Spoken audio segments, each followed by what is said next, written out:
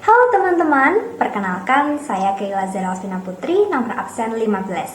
Hari ini kita akan pelajari salah satu momen penting dalam sejarah perjuangan diplomasi Indonesia, yaitu Perjanjian Romroyen. Bayangkan, di tengah ketegangan antara Indonesia dan juga Belanda pasca Perang Kemerdekaan, muncul figur-figur penting yang dengan kepala dingin dan cerdasnya berhasil duduk bersama dan menegosiasikan sebuah kesepakatan yang luar biasa penting.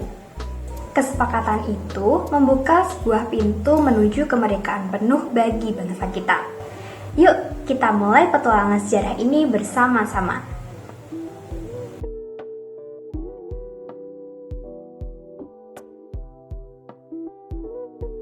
Perjuangan Indonesia mempertahankan kemerdekaan dari Belanda antara tahun 1945 hingga 1949 ditempuh melalui jalan diplomasi dan perjuangan bersenjata.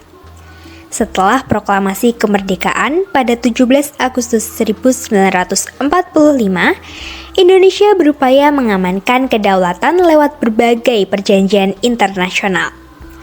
Perjanjian Romroyen menjadi salah satu dari rangkaian perundingan dengan Belanda dalam sejarah Indonesia pasca kemerdekaan.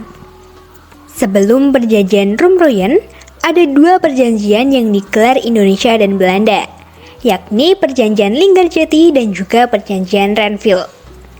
Pada tahun 1946, Indonesia dan Belanda menandatangani Perjanjian Linggarjati yang mengakui secara de facto wilayah Republik Indonesia meliputi Jawa, Sumatera, dan Madura.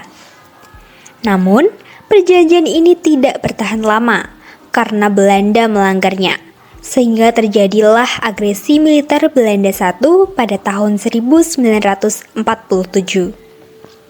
Untuk meredakan konflik, pada tahun 1948 terjadilah Perjanjian Renville. Namun, sangat disayangkan, Perjanjian Renville sangat merugikan Indonesia. Wilayah kedaulatan Indonesia semakin sempit. Belanda yang dibutuhkan lewat perjanjian itu pada akhirnya melanggar juga perjanjian tersebut.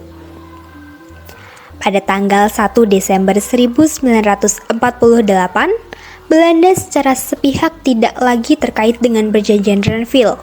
Hal tersebut berbuntut pada agresi militer Belanda II dengan sasaran utama Yogyakarta yang kala itu menjadi ibu kota sementara Republik Indonesia. Para petinggi pemerintah Republik Indonesia, termasuk Presiden Soekarno dan Wakil Presiden Muhammad Hatta, dan sejumlah menteri ditawan oleh Belanda bahkan diasingkan di luar Jawa.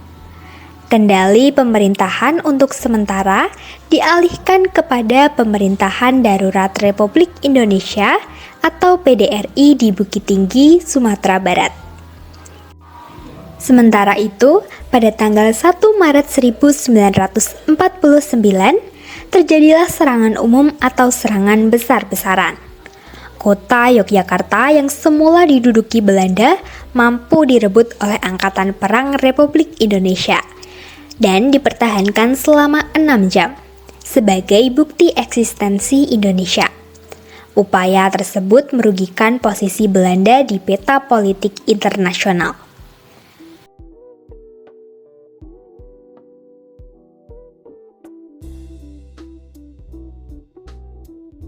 Dewan Keamanan PBB memerintahkan KTN atau United Nations Commission for Indonesia agar membantu perundingan Republik Indonesia dengan Belanda.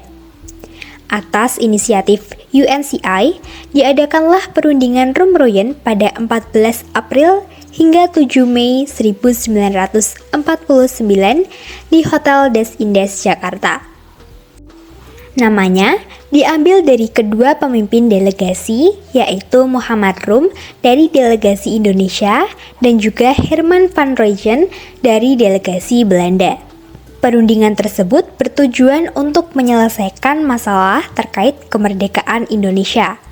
Sebelum diselenggarakan konferensi meja bundar, perjanjian berjalan alot, sehingga memerlukan kehadiran Bung Hatta dari pengasingan di Bangka, juga Sri Sultan Hamengkubuwono IX dari Yogyakarta untuk mempertegas sikap Sri Sultan Hamengkubuwono IX terhadap pemerintahan Republik Indonesia di Yogyakarta, di mana Sultan Hamengkubuwono IX mengatakan Yogyakarta is the Republic Indonesia, atau Yogyakarta adalah Republik Indonesia. Delegasi Indonesia dipimpin oleh Muhammad Rum yang beranggotakan ada Supomo, Ali Sastromijojo, Johannes Leimena, AKA Pringgodikdo, dan juga Johannes Latuharhari. Hadir pula Muhammad Hatta dan Sri Sultan Hamengkubuwono IX.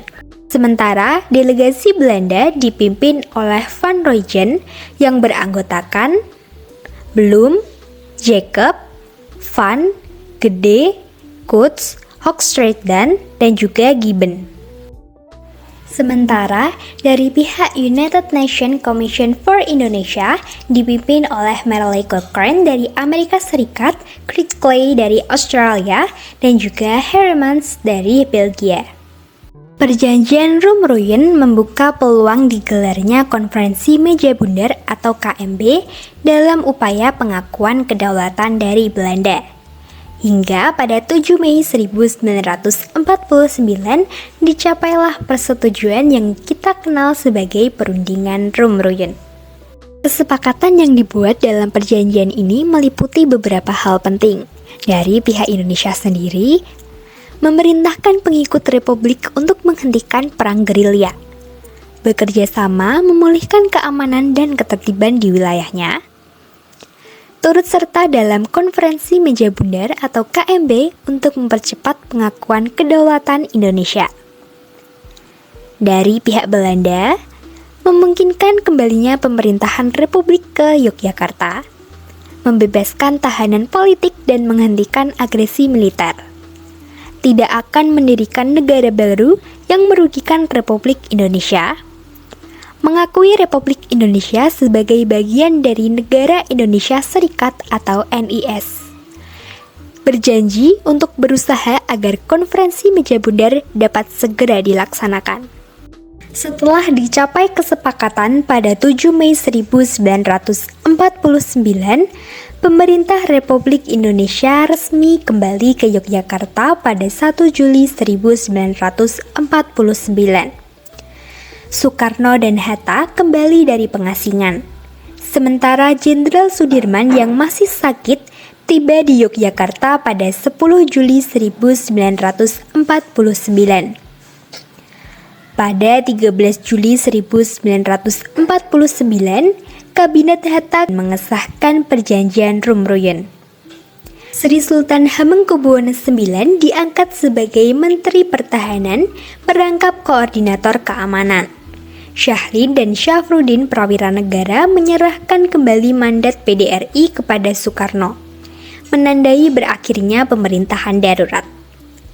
Perjanjian Rumruyen menjadi dasar pelaksanaan Konferensi Meja Bundar atau KMB yang diadakan pada akhir 1949. Di konferensi ini, Belanda akhirnya mengakui kedaulatan Indonesia secara penuh pada 27 Desember 1949. Perjanjian Rumruyen menunjukkan bahwa diplomasi adalah senjata ampuh dalam perjuangan kemerdekaan Indonesia. Melalui negosiasi dan dialog, Indonesia berhasil mendapatkan pengakuan dan mengakhiri perang yang berkepanjangan. Namun, perjuangan belum selesai, karena kesepakatan tersebut haruslah diikuti dengan tindakan nyata di lapangan. Kesepakatan ini membuka pintu bagi proses diplomasi berikutnya dan pengakuan kedaulatan secara resmi. Dari meja perundingan inilah, semangat persatuan dan keteguhan bangsa Indonesia terbukti mampu menaklukkan penjajahan tanpa senjata.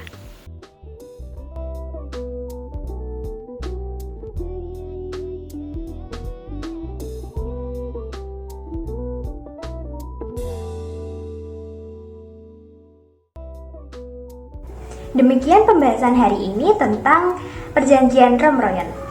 Terima kasih sudah menonton, sampai jumpa.